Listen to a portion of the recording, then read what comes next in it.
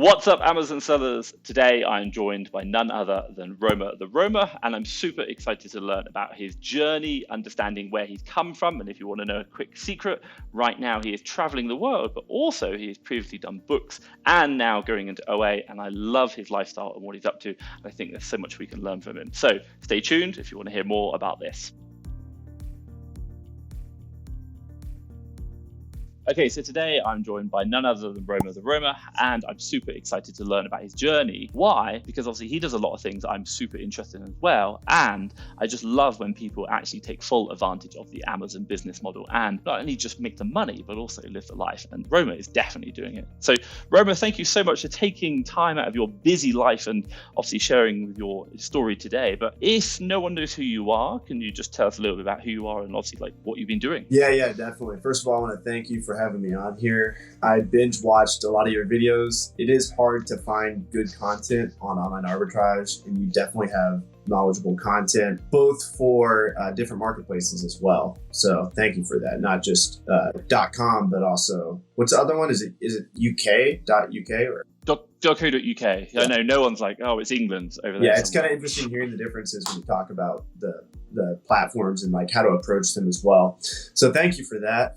And my claim to fame has been, if you don't know my story, really nobody watched my YouTube channel back then, but now I always talk about it and I've repurposed the content. Now people are aware of it. But when I started my YouTube channel, I was living in my car and I traveled the country. My goal has always been to travel, but I didn't have any money back then. So I knew I could make money selling books on Amazon. It's something I had done a little bit of when I was in college. Not the traditional way of going to thrift stores and libraries and doing what all these people on YouTube are doing. I didn't really know about that. I was just selling my textbooks and my friends' textbooks, and textbooks sold for a lot of money. And so then I did do the library thing and the thrift store thing, and I just traveled all the way to California, and I slept in Walmart parking lots. I slept at rest stops. I slept at gas stations were great. And this isn't like a sob story. Like I was having the time of my life. I got two great parents, but I'm just a weirdo. I had a credit card with $3,000 and I don't even know if I had $1,000 in the bank, but I didn't have that much money saved up. And I thought I could live off of like $100 or $200 a month, but I was wrong. But part of the reason why I was spending so much was because I was spending money on inventory. So I was including that as my living expenses. I knew nothing about like not budgeting, but like looking at actual numbers. I probably did spend less than $500 a month to survive. I went to this might not be ethical, but I went to Holiday Inn Expresses and I would eat breakfast there, Best Westerns, and I would eat breakfast for free. So I would sleep nearby, wake up, drive there, and then I would eat breakfast. And then during the day, I would have work days where I would just go and get as many books as possible. So I would scan thousands of books at libraries, and libraries have books for sale. For people that don't know, they usually have like a small area in the front that has books for sale, and I would just scan all of them. And I had an app that would look up the Amazon price and the Amazon sales rank. And so if the book was selling for at least a few dollars profit, I would take it, put it in my car. And then when my car got filled with books, which is like 2 or 3 boxes, because I was also living in my car, so I didn't want too much space dedicated to my inventory, I would go to a Starbucks, sit down, use their fast Wi-Fi to list the books and ship the books out to UPS via UPS. And that's how I started. And I think I did 80,000 in sales that year. And yeah, I thought I was like the shit. I was like 80,000 in sales. I was telling my parents, they think that's like a salary. Oh, our son's making 80K. It's like, no, I did not make that much. I probably made like 30 or 40K because I didn't have that much overhead. But that's how I started, man. And I got to see the Grand Canyon. I got to see the California desert. I got to go up the Pacific Coast Highway. I went to Montana. I went like as many states as I could. And that was the start of my travel journey and really the start of Amazon. And then I did catch a little bit of attention from that just because it's kind of a cool thing to do. And then I was on several YouTubers channels just like this. And I kind of grew my own audience. And basically, I started this business where I would sell people's books for them on consignment. It's called restrictedinventory.com. So I found out that people couldn't sell restricted textbooks, but I could. And at this point in time, I'm kind of like a guru to people because everyone's like, oh, this is a kid that's traveling the world selling books. So I'll teach other people how to do it on a small scale. Like it's really simple. You just go in a thrift store, you scan books. And so I was like answering people's questions on Instagram, blah, blah, blah. And what really allowed me to build this business and life that I'm living today is I basically created restrictedinventory.com. Everybody sent me their restricted textbooks because they couldn't sell them, but I could. They knew me from social media, so they trusted me. And then that business went to like the last couple of years, we've done between 1 and 1.5 million each year in revenue, about 1.4. So that really started giving me like healthy profit, and enough profit to invest and grow in other businesses as well. And I did make a decision to switch to OA this year. Not switch, but add OA to my business, just because like I'm just seeing these kids coming up, like these young kids. I've met so many of them. I host Miami Sellers Conference in Miami, and I get to see all these like 17, 18-year-olds and all the up and coming sellers come. And I've been so impressed by the online arbitrage community that I really think that for me, it fits my brand, because if I can learn OA and teach other people OA, then I can teach them the lifestyle that I'm living without having to recreate this weird niche book business that is the only reason why it exists is because of like restrictions. Nobody else can replicate that because it's something weird that I've done. So that's really why I'm interested in OA. It's got great profit margins and it's extremely doable and it's practical. It's real. Like there's people that I'm just so impressed. I've met like kids that I think I'm way smarter than, and they're like 18 years old, and I'm just like watching them, get drunk off 2 beers. I don't know why I was watching 18-year-olds drink, but I was. and I'm just like, if this child can sell $300K a month on Amazon, like not even joking, like even if he said it was a 30% margin, and I'm like, even if it's a third of that, it's impressive. And my business was doing like, at the time when we were talking, like I think 200K a month was like a good month for me, like a really good month. I would brag about that. And he was doing 300K without any employees, on his own. I'm just like, there's something to this, Wow.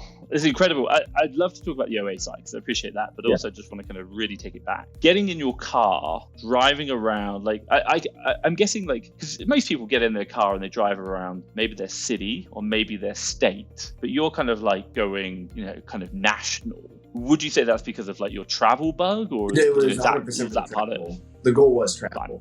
Yeah. Finding books was secondary. That was a means to funding the travel, which the only reason why I would really go into big cities was to find books. I would like sleep. I remember sleeping downtown Seattle one night. I literally parked in a parallel parking spot, and like nobody would have thought I was living in my car because I had it like perfectly blacked out. It just looked like tinted windows, but I was inside with my light, reading books, whatever, on my phone. Nobody knew that I was like living in my car downtown Seattle. The cities were like where I would get all my books and like stock up, and then I would ship them out, and then I would do like a nature trip, and I would just go out to like a national forest and just chill for a little while. So I would spend a few weeks out in nature and then a few weeks closer to the city.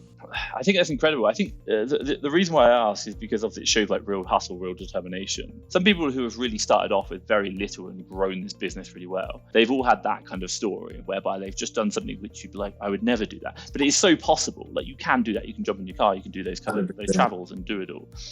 Can I ask, obviously, if you don't mind me asking, can I ask how old you are now? I'm 27. 27. How long ago did you start? I was 23 when I decided to live in my car.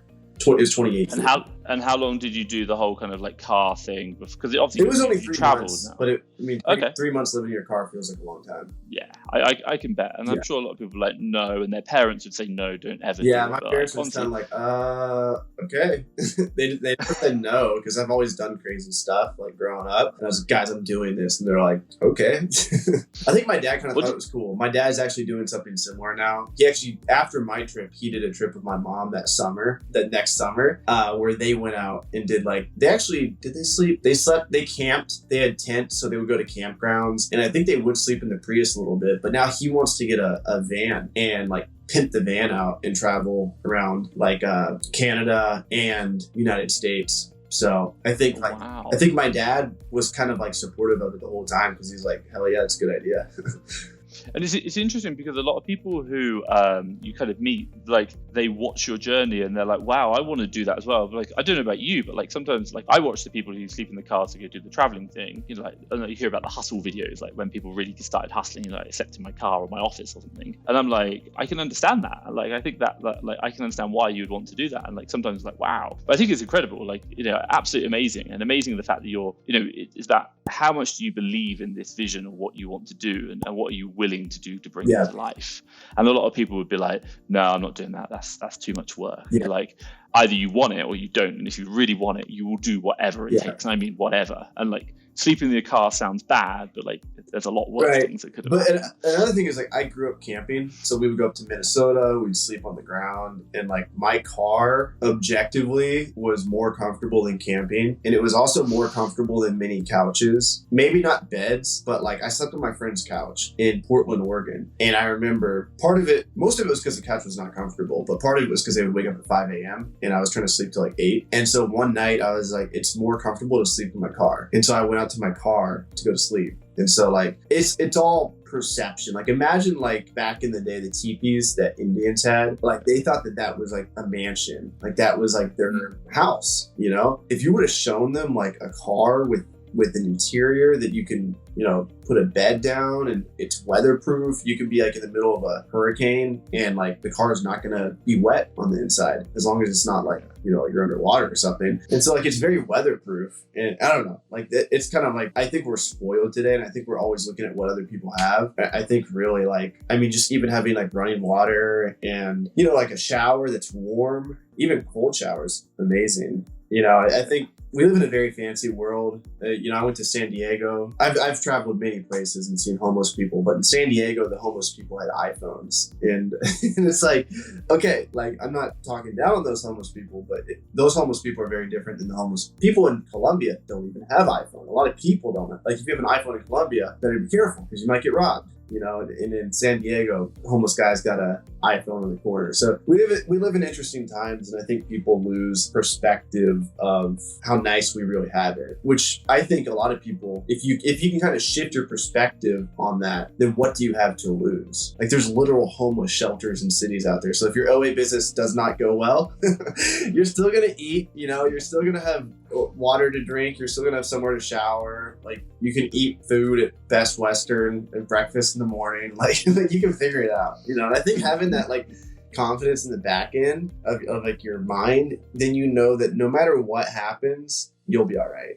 Yeah, on a side note, I used to live in Vietnam for 2 years, and obviously Vietnam, they have some real poverty. And I had a Vietnamese girlfriend, and we went out, you know, properly out to the, you know, where no one even like spoke English ever. So I could speak a bit of Vietnamese, but it was really interesting. Like I saw a lot, and I think traveling really opened your eyes up. But the one thing which I really learned or realized about is I'm from England, and in England we have the NHS and free healthcare. And so for me, healthcare is not a consideration in life. Literally, I don't even think about hospitals. I just think, oh, you go to a hospital, that's fine, and ambulances are free and everything's free. And obviously it's not. And like, I have travel insurance, so if something goes wrong, they literally fly me back to the UK, dealt with.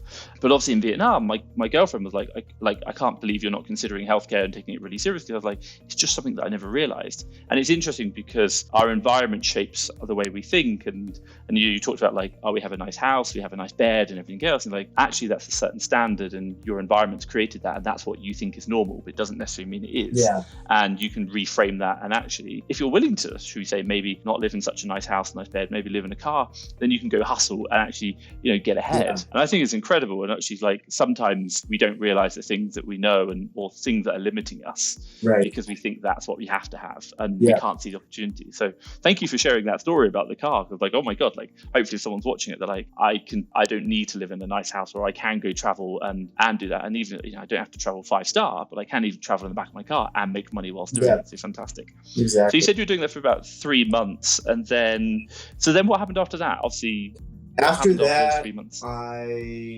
What did I do? I did another trip up to the Northeast, but I stayed in Airbnbs this time because I had my friend with me. So I leveled up, and I think we made about $14K in 2 weeks, and we split the profit, like net profit at the end of the day. I mean, we sourced $14,000 in books, $14,000 net profit worth of books. And then it probably took like 4 or 5 months for all of them to sell, maybe a little bit longer. But yeah, I just kept doing like these road trips. So it was more of like, let's go somewhere to get books. And then travel was kind of secondary. So I would do like these outrageous trips where I would just drive all night. I would find like a college closing down or something. I would scan all the books, list them. And then I was getting up to like 20K sales month at a pretty decent margin. And then one August 2019, my sales went to 80K because that's when I started restricted inventory, and everyone was just sending me their restricted books. And I was like, oh my gosh, this is real. And all that was possible because of posting on social media. That's why I'm such a huge fan of this right here, what we're doing, because like you never know what's going to come of it. Yeah. So then I just kept doing social media. 2020, I went from like being like this weird, homeless, like smelly nomad person. Actually, the longest I went was 4 days without a shower. But I would get a haircut like every 2 weeks. Like, I don't know why, but I guess it was like, now I get a haircut like once every 2 or 3 months. Like, I'll cut it short like I have it now, and it'll get long over the course of a few months. And I think it was like a defense mechanism to like, I don't want people to think I'm homeless. You know, you think differently when you have nothing. But then I went the opposite direction, and I was making decent money. Don't get me wrong, like 80K months. Actually had an Amazon account shut down right before 2020, which was tough, but I stomached it. I swallowed it. I didn't show anybody. I didn't tell anybody what happened. I moved in with my friend, Steve Rakin Profit, who wasn't even really my friend at the time. He was more of like a mentor and like somebody I looked up to in the YouTube community. Moved into a luxury apartment in the most expensive part of Miami, in the Sky, in a luxury, on the 48th floor in a luxury apartment. And then quarantine happened. So February 2020, quarantine happened. And so now I'm stuck with this YouTube guy who's got like 100K plus. He had to get like 140K subs at the time. And I had like 2 or 3, not that many.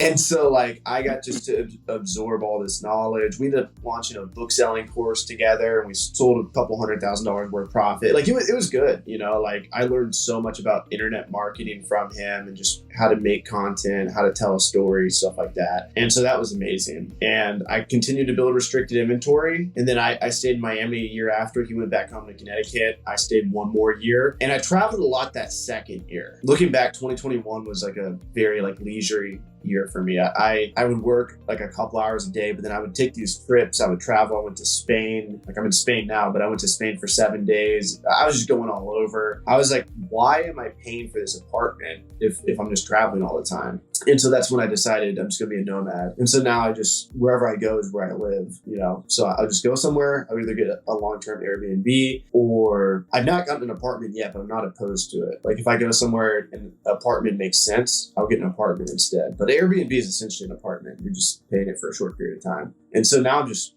traveling, and I'm really focusing. I have a software company that I'm working on, and then online arbitrage is huge for me. I'm focusing on that, especially with Q4 coming up, and content is huge for me. And restricted inventory is still alive. A lot's happened. I won't get into it, but basically I resurrected what I thought it was going to go down because my accounts got restricted recently, but I partnered with like one of the top 100 Amazon seller or book seller, and now we're sending books on his account. So wow, amazing.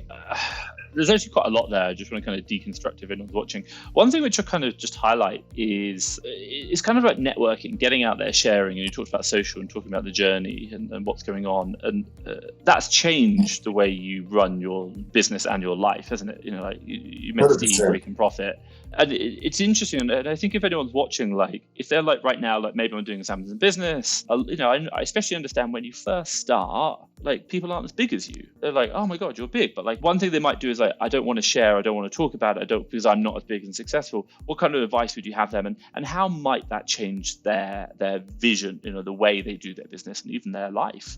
You know, what kind of advice would you have for that based on your experience? Yeah, I think Tony Robbins says it, like what makes you happy in life is growth. It's not once you get to that pinnacle moment. I don't know if we got any David Goggins fans out there, but David Goggins said the moment he became a Navy SEAL, he was only happy for like half a second when he walked across the stage, and then it was back to the grind. So like really embracing the grind and knowing what you're doing and what type of content you're putting out there is helpful, no matter who's watching. Like I'm starting to post on LinkedIn right now this week, and I know like I'll probably get 1 or 2 views on the videos, but it's like that's where you have to start. And like if you actually embrace that process of like just doing it and enjoying it and believing that one day it will pay off, then the process feels good. But if you're telling yourself, oh, I'm not as good as XYZ while you're in the process of doing it, you're going to feel like the whole time, and it's not going to be a fun process. And you're probably not even going to be happy when you get to where you think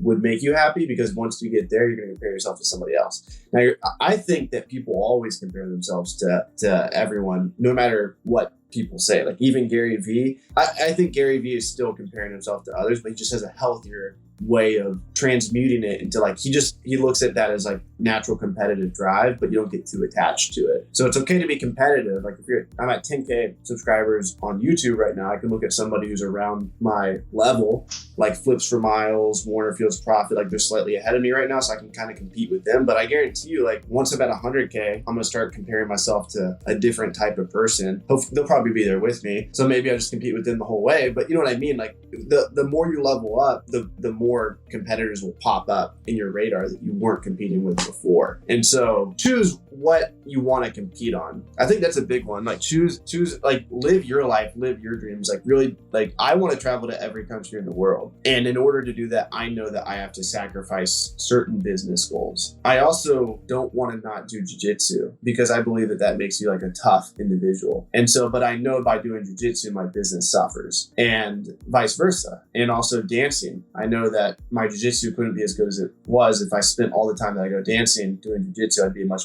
better jiu-jitsu player. And so like, but I'm accepting all these sacrifices. Like everything you do is, you're also not doing something else. Even in business, if you're building your OA business, you're not building your wholesale business. If you're working on content, then you're not working on your business. Like if you're making social media content, then you're not directly working on your Amazon business. Now these things can help each other, but just know that anytime you give attention one way, it's taking it from somewhere else, which isn't necessarily like a bad thing. It's just a fact, you know? Question. I really agree with you, and it's something which I kind of really looked at at a younger age. I think it was Stephen Covey's 7 Habits of Highly Effective People. I think so, don't quote me.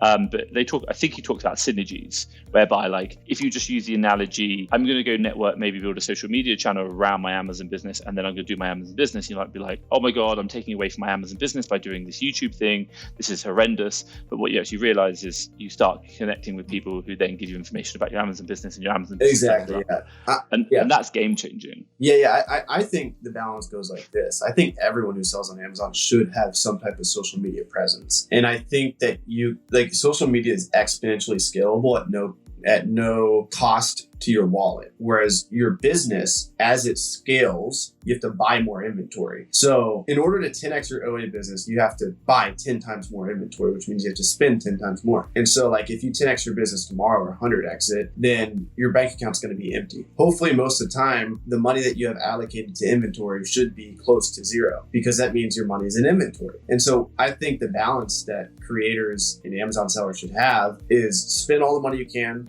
on inventory, and then push content about what you learned about it. You learn more from that. You get more opportunity. You get better inventory because you learn how to buy better inventory. You get better leads from people, and then go back to your business and scale that. That's kind of what I think the flow is for like an OA/wholesale person in social media. Like you see everybody doing it. Like all these guys are doing that. Like what they're doing is they're providing value in this marketplace. They're putting antennas out there. They're learning more about, they're either monetizing their audience, or maybe they're not monetizing, but they're learning from their audience. Everybody's doing this. Scott Needham, Smartest Seller, Amazon Lit, Flip for Miles, like all these guys in the community, myself. And then you go back to your business and you grow it either via the money you made by doing that, or by the knowledge, or both. And then your business goes up.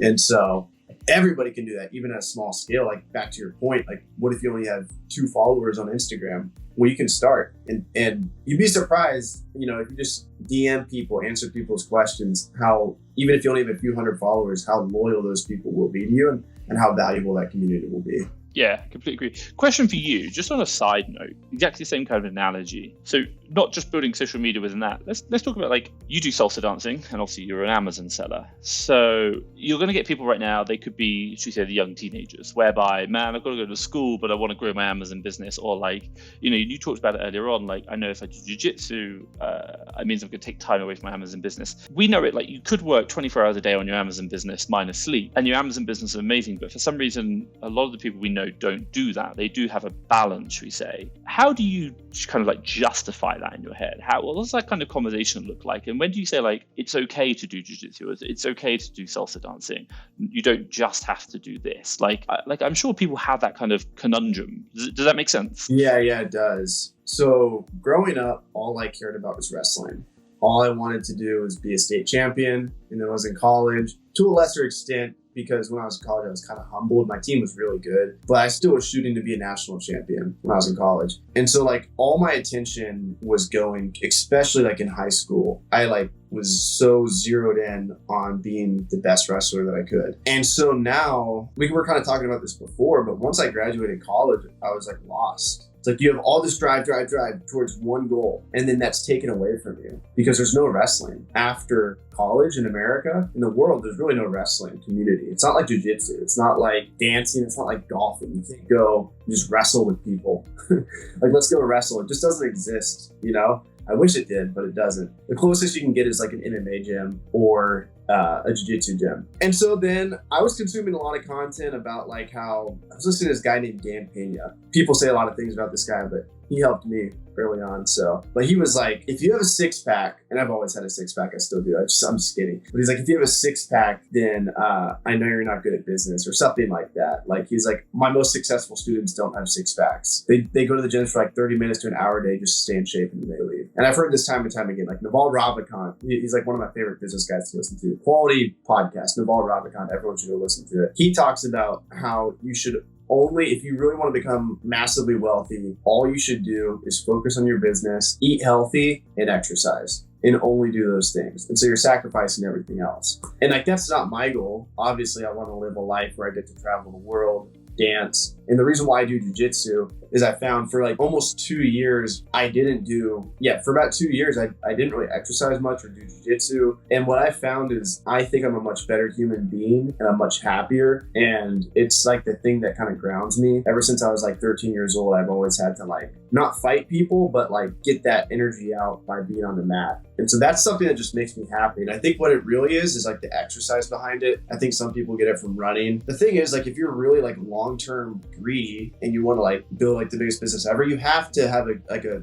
robust body that's going to be energetic when you're 40 and 50 years old. And so like, if you're really smart and you have long-term goals, you will put time into exercise each day. And so I don't even think that's like a negotiable. I think everybody should exercise. And as far as like the other things, I realize that I'm sacrificing. Like when I go dance, I was out till like 3 a.m. dancing the other night. I know it's a sacrifice, but I would rather put that. Number one, I enjoy it. And number two, I know that like when I'm 35, I'm going to be really good at dancing versus like in an alternate reality, maybe I could just only focus on my business and be way wealthier when I'm 35 and not have traveled and not have danced and not be good at jiu-jitsu. And it's like, if those two 35-year-olds met, one would see that this one's way happier. The one that decided to dance and do jiu-jitsu, and I still believe I can build a decent amount of wealth while doing this, but this other person could be way up to the other version of me, but he's going to be like skinny, frail, this guy would beat his ass because he's good at jiu-jitsu. They would go to a party together and this guy would be way better at dancing, and this guy would be smiling and this guy would be like,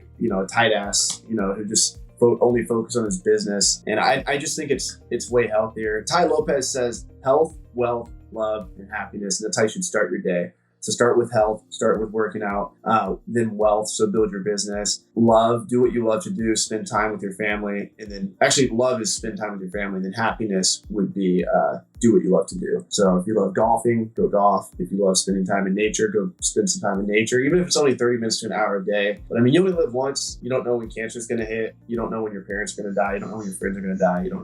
So like, get out there and get after it. And the truth is, like, if you really focus on learning a skill online to make money, like, the sky's the limit. Like, it's completely possible, so. Agreed. I think also on the other side is the fact that I look at my journey, I'd probably say you're probably the same as well. If you had just focused on doing the same thing over and over and again, you would have grown at a linear rate. But by taking time out and by meeting people, by networking, you start growing exponentially because you take massive steps. Restrictedinventory.com, that changed the game for you. But you had to be able to see that. And if you were just living in your car all day long and continuing that same process forever and ever and ever, you would never have made that leap.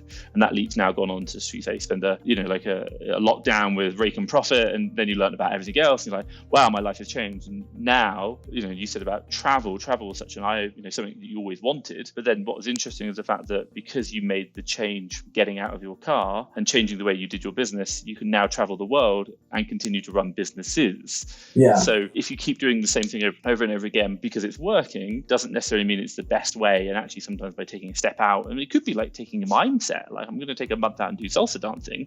And when you come back, you look at the whole problem a completely different way and see different solutions that you never saw when you're at the coalface. Exactly. There's that aspect of it from like your own psychology. Doing these things is healthy. But then there's also like the other aspect where you just have like a phone where you can record, you can post videos. And even if you just post like one picture of yourself in Dubai or one picture of yourself doing jiu-jitsu or surfing or talking about like a nuanced little niche thing about like salsa dancing, 98% of people on your Instagram story might not care, but 2% might. And then a lot of times those 2% might be like really high level business people. And so I've broken down walls of, I guess, like social status and hierarchy where like this one person's like a way bigger Amazon seller than me, but they look at me and they're like, oh, this guy's really good at salsa dancing. And so then like we connect because maybe they're Latin American, or maybe they're maybe they also do jiu-jitsu and they're like, hey, let's roll jiu-jitsu and like we're just as good at jiu-jitsu as each other, or maybe I'm better and I can offer him some value. And so it also just like Naval Ravikant talks about this as well, is like if you build this character, like you are a character yourself. And so if you put that character online, then different people are going to resonate with you.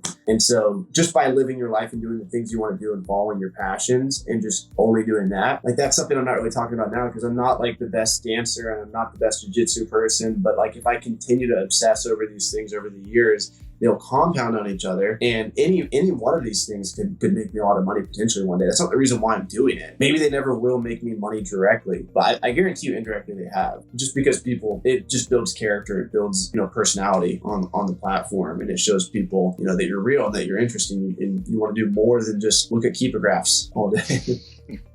No, keeper graphs are the future. That's what everyone needs to do. So coming on to keeper graphs and a great thing. So obviously you talked a bit about your journey there. Obviously you transitioned to OA. I saw a really good Facebook, Instagram post. I think you said I spent $90K on OA, but I've made about $3,000 in profit because I have the worst taste in prep centers ever. So I think and thank you for your honesty. I think, by the way, I had that last year. I had Christmas stock going in February. I was like, why? So Chris, tell me about your OA journey. Tell me about that, like what got you started. As you told about why you got started, but tell me about the journey. How's it been for you? Yeah, it's been interesting. So my dad was in the hospital earlier this year, and I would just pull my laptop open and I would just sit next to him and just source leads. So like for like a month straight, I was just like buying. The problem was I didn't have direct feedback. So I was buying, and I was sending them all to, I was sending them to the bad place, the crack house in Montana. That kind of screwed me over. I call it crack house. It was really bad experience. They lost a lot of inventory. But actually, like, I didn't do too bad. My overall ROI is like a little bit above 10% out of everything that has sold, and some of the stuff is sold at a loss. I made a lot off cash back. If you include cash back and rewards points, I'm at a 20% ROI. That's tax-free money, which is crazy.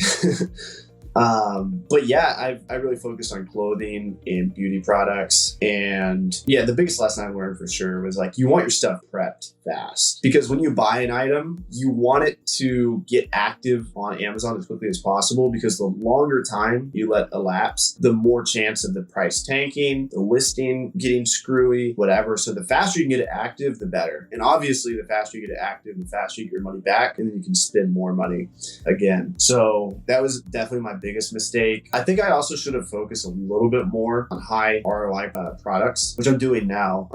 I get way more excited about like a 70% ROI, because I'm realizing that if the price drops a little bit, I'm still maybe 20-30% ROI. Whereas if I'm placing my bets on like a product selling, like let's say this sold like 20,000 times a month or something, yeah, that might be great. But what happens if it goes down $1 or $2 and you're out of profits if it's only making you $1 or $2? Watch Me Amazon talks about that. Like, you don't want to have $1 or $2 profit items. And a lot of people, they run their business off of that. But you got to have your prep costs down to a T. You got to have all your systems down to a T if you're going to operate off of $1 or $2 profit items. So it's definitely a hard thing to do. I think, like as you say, our margins are definitely not 70% ROI. And there's different ways you can do the model, high volume. But obviously, if you are doing the higher volume, lower profit, then you've got to be a lot more on top of it, because if small changes in your margin, bang, it just wipes everything out. And Exactly. And that's super dangerous, especially at volume. Really. And something else I'm learning is like how to deal with inventory that hasn't sold for 90 days. That's like the longer term stuff like that. I'm really still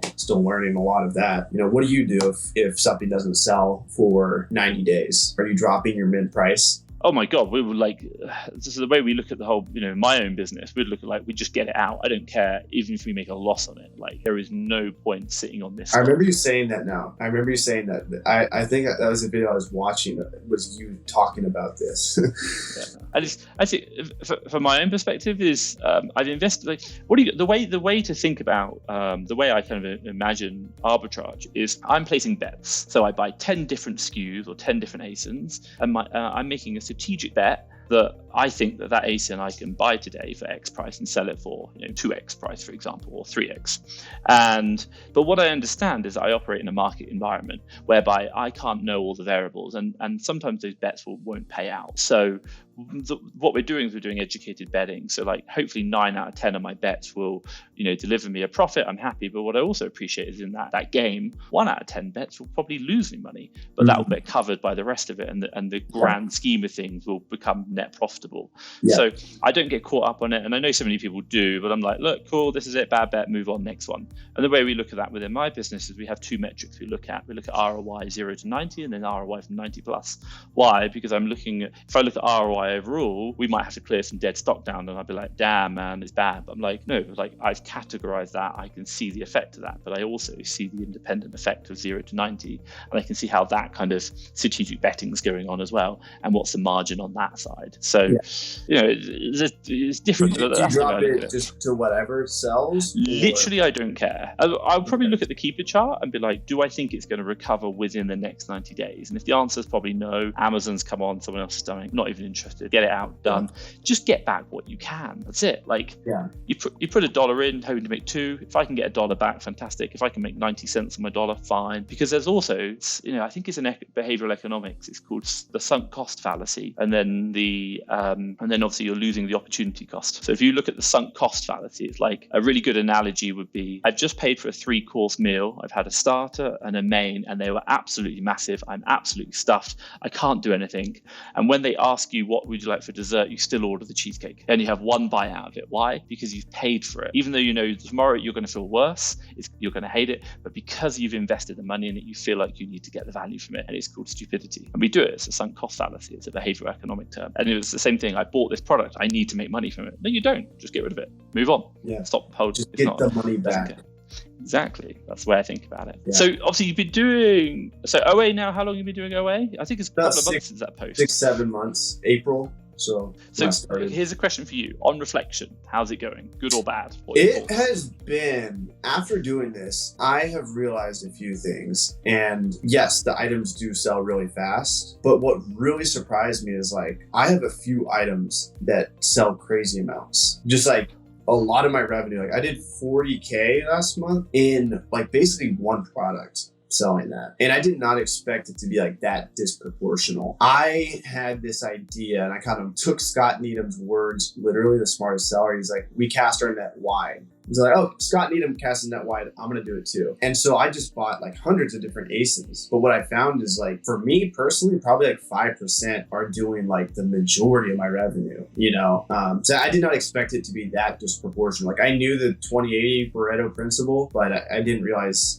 for me at least, how much that would be disproportional in my business. Number 2, I've already talked about the prep centers. I used to kind of look down on Miles would talk about this, and a few other people yeah, we prep our own stuff. And I'm like, why are you guys prepping your own stuff? I'm out here traveling the world. Why are you guys prepping your own stuff? But I see the reason why now. Number 1, you save $1, which is huge. If you're making $2 an item and you save $1, you're increasing your profit margins 33% or whatever it is. So increase profit margin. But number 2, the really important thing is getting the items active as quickly as possible. I have really worked on finding a good prep center, and also I do have an in-house team as well, stay-at-home mom who preps items for me, and she we're really emphasizing stuff needs to get out fast. Like that's like the most important thing. But yeah, I mean, another thing is like I have a lot of respect for good sourcing, like actually being good at finding good products. Like that is a skill. And I was talking with Chris Grant yesterday, and I was telling him, if you hire a virtual assistant to work for you, and the virtual assistants, they find leads that are 50% as good as the leads you find. Usually in delegation, if somebody can do something half as good as you, it's okay. It's like, okay, you're hiring somebody to prep books. They're doing it half as good. Who cares? It was a $12 to $15 job an hour anyway. Who cares? You can go work on something else and make $100, $200, whatever your time's worth, while they're working at half the pace you did, and they're doing like a minimum wage job. You shouldn't be doing that job. But the thing about sourcing is if you hire somebody and they're finding leads that are 50% ROI, now let's just say you spend $10,000. Let's just say theoretically your ROI before would have been 30% if you found the products. So instead of getting back 13,000, you're now going to get back 11,500. And so that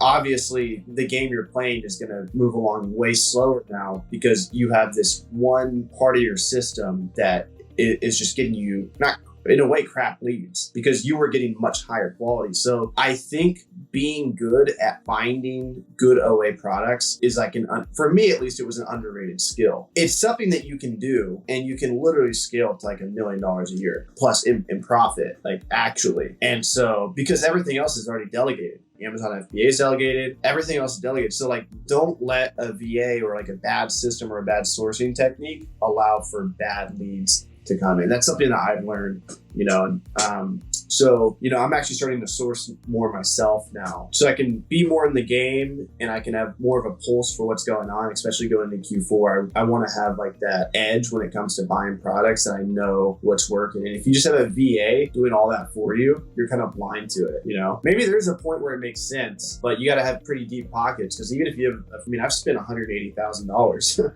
on inventory. And I kind of look back and I'm like, if I would have sourced all that myself, I would have learned a lot more and I probably could have gotten better stuff. And then that 180,000 would have come back as a lot more than what it currently is, Yeah, it's really interesting. I think when you look at the whole game, in any business, the real kind of fundamental question you want to ask is, what is your edge? What's the value you bring to the marketplace? Because you get paid for that value, that's it. Yeah. And we don't bring it in prep. We don't even bring it selling on Amazon. Amazon brings that value. What do we bring it in? We really make our money when we buy. The ability to find products cheaper than anyone else, that's where we bring our value. And that's what we get paid for, because we can't dictate the sell price. We can dictate the buy price, because the market economics within Amazon. Yeah. Yes, you can set your price, but generally, if you set it higher than everyone else, you're not going to make a sale. So you kind of think about it, it's pretty much defined by Amazon and the market conditions, supply and demand. So our ability to buy cheap, that's where we make our profits, and that's sourcing. And I think it's really, really interesting.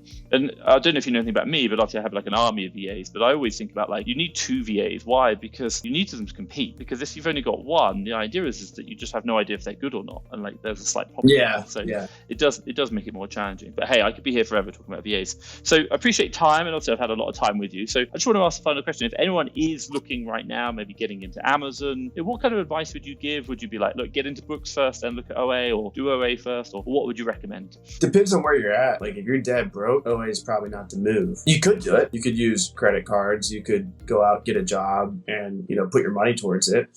But if you're dead broke, do books starting out. But I mean, I even think back in my day, if my goal wasn't to travel the country, I'd probably do the same thing that I did over again if I could.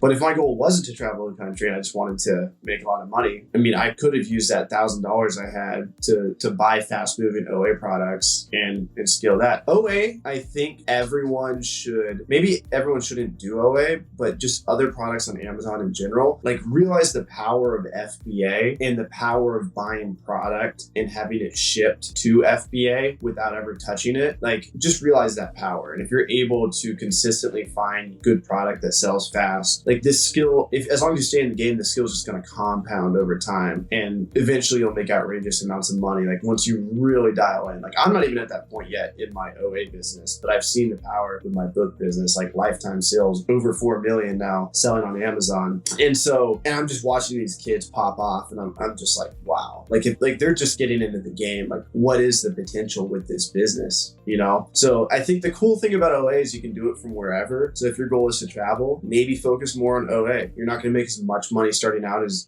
if you would have done books, but learning, you can do both. You can go out and source and then come home and source online. But I definitely think online arbitrage has a ton of potential for people to really make a lot of money. So, and it's just like, it's not going to go away. There's always going to be like these market, what do they call it? Market inefficiencies. Yeah. So that's my advice. Yeah. I think it's fantastic. And I think it's an amazing world. Like obviously what is OA? It's trade, buy low, sell high. And all we're doing is instead of buying spices from India and selling them in like, England, for example, back in like hundreds of years ago, we're now buying something from like, I don't know, Walmart, selling on Amazon. It's just buy low, sell high. It's the supply where we buy from, where we sell from has just changed, and now we do it online remotely because of systems and efficiencies, which are absolutely incredible that we never had previously, and it's only going to get even more and more, which is incredible. I think the opportunities are fascinating. Thank you so much. And I'd love to obviously get you back on and talk more about the traveling side, because I've not even touched that. And obviously you're a man after my own heart. Like I love traveling and I love doing that, and like how you've done it, what you've done, what you've learned, and if someone wants to follow that journey, obviously what to do. So I will have to get you back. But if anyone wants to follow you, see what you're doing, what's the best way to get in contact? How can they see what you're about? It's Romer the Roamer, all platforms, Instagram, YouTube, TikTok, Spotify now, all over the place. Fantastic. And if anyone does want to know, I'll drop all the links down below, so obviously you can see that. So I just want to say thank you so much for your time and obviously sharing everything, and I love the journey.